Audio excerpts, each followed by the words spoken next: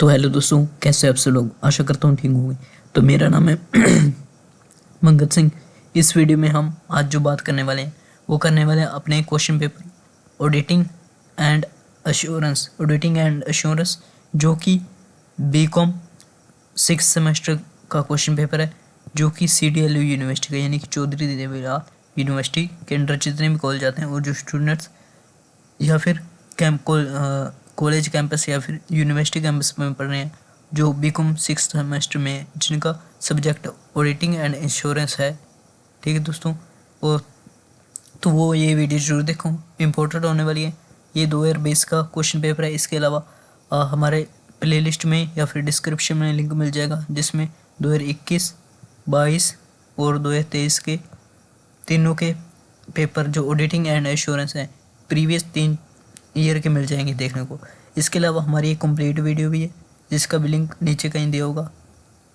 तो उसमें आपके 2019 से लेकर 2023 तक के एक ही सब्जेक्ट के, जैसे ये ऑडिटिंग एंड एश्योरेंस है बीकॉम 6 सेमेस्टर का, इसके 5-6 ईयर के क्वेश्चन पेपर आपको इम्पोर्टेंट सारे क्वेश्चन पेपर और क्वेश्चन मिल जाएंगे। इसके अलावा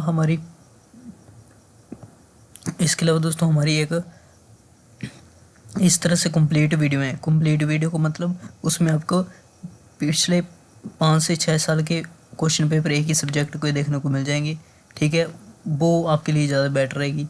तो हर एक सेमेस्टर के, जैसे अपने बीकॉम 6 सेमेस्टर में आपके जितने भी सब्जेक्ट हैं उनके अलग अलग आपको क्वेश्चन पेपर की कंप्लीट वीडियो देखने को मिल जाएगी। हर एक सब्जेक्ट के पिछले 5-6 साल के आपके पेपर एक ही वीडियो मिल जाएंगे। और अगर आप विद सोल्यूशन चाहते हो कि विद सोल्यूशन हम वीडियो प्रोवाइड करें, तो हम विद सोल्यूशन भी प्रोवाइड कर देंगे। आप सिर्फ हमें कमेंट कीजिएगा। तो चलिए शुरू करते हैं। सबसे पहले हम जानेंगे पेपर पैटर्न, बाद में हम क्वेश्चन के बारे में चर्चा करेंगे। 3 घंटे के टाइम ड्यूरेशन में 80 मार्क्स का ये आपको पेपर कंप्लीट करना है।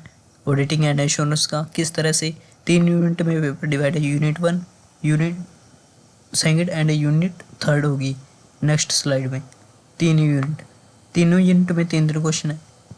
First unit first, second and third. Second unit में 4th, 5th, 6th and third unit में 7th, 8th, 9th।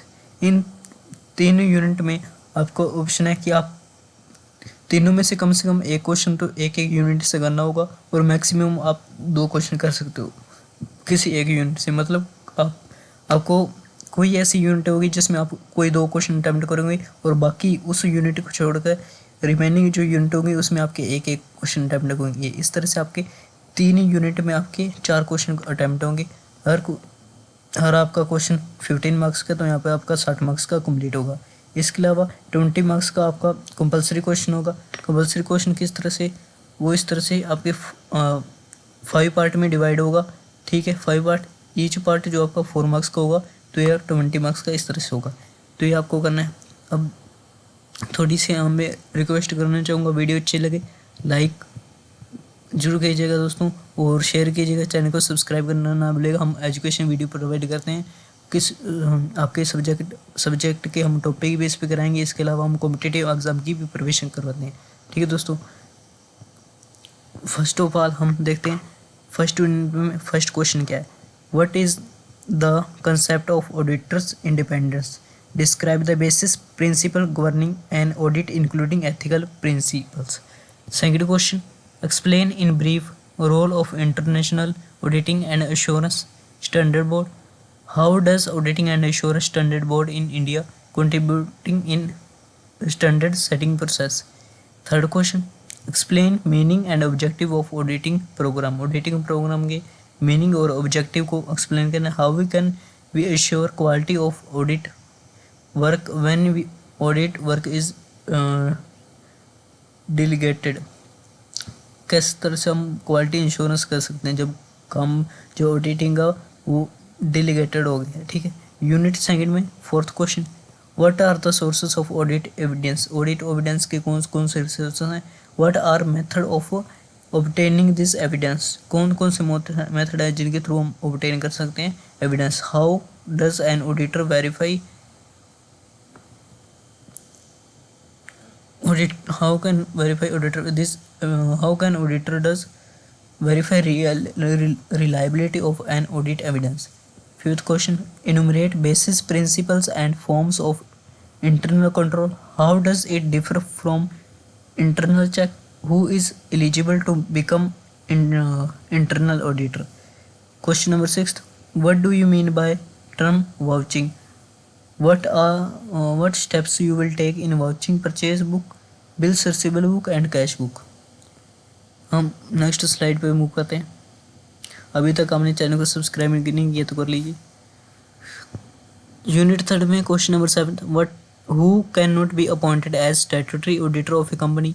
What is liability of the auditors towards third party? How can a auditor be removed?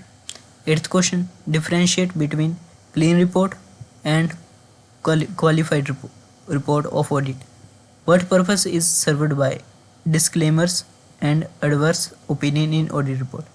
Question number 9, describe the meaning and need of the following category of audit: cost audit, management audit, tax audit. Compulsory question जो करना ही करना है। First part A जो है, how does accounting differ from auditing? Accounting और आपके auditing में difference बताना है। Next, is audit a luxury comment? C, what are recent trends in audit? D, meaning and objective of special audit and forensic audit. Clarify the words true and fair and forensic report. दोस्तों ये English medium था। अब next हम फटाफट से Hindi medium पे चर्चा कर लेते हैं। फर्स्ट यूनिट में आपका आकेक्षण की स्वतंत्रता की अवधारणा क्या है?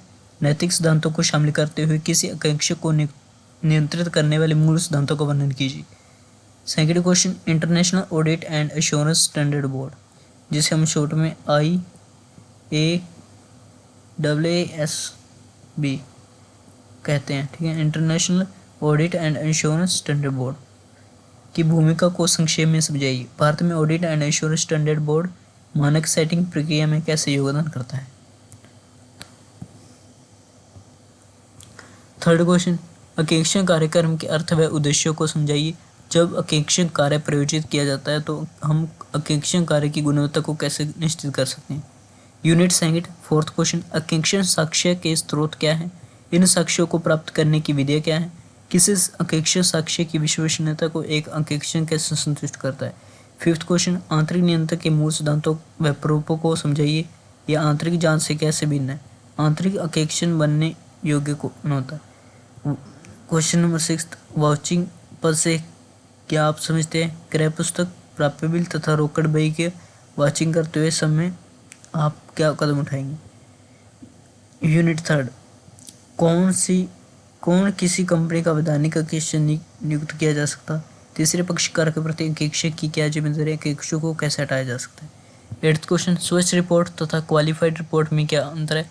बताएं। आकेक्षक रिपोर्ट में डिस्क्लेमर्स तथा विपरीत राय द्वारा क्या उद्देश्य हल किया जाता है? नाइन्थ क्वेश्चन, आकेक्षक की निम्नलिखित श्रेणियों के अर्थव्यवस्था को विस्तार से समझें। लागत आकेक्षण, प्रबंध आकेक्षण, कर आकेक्षण। कंपल्सरी क्वेश्चन आपका ए, लेखांकन आकेक्षण से कैसे अलग है? बी, क्या आकेक्षण विलासिता है? चर्चा कीजिए। सी, आकेक्षण में आधुनिक प्रवृत्ति क्या है? डी, स्पेशल ऑडिट तथा फोरेंसिक ऑडिट का अर्थ व उद्देश्य। आकेक्षण प्रतिवेदन में सत्य व उच्च शब्दों का स्पष्टीकरण। दोस्तों आज की वीडियो में बस इतना ही। मिलते हैं नेक्स्ट वीडियो में, तब तक के लिए थैंक यू, धन्यवाद, जय हिंद, जय भारत, वंदे मातरम। और दोस्तों अभी तक आपने चैनल को सब्सक्राइब नहीं किया है तो प्लीज़ चैनल को सब्सक्राइब कर दीजिए। Thank you.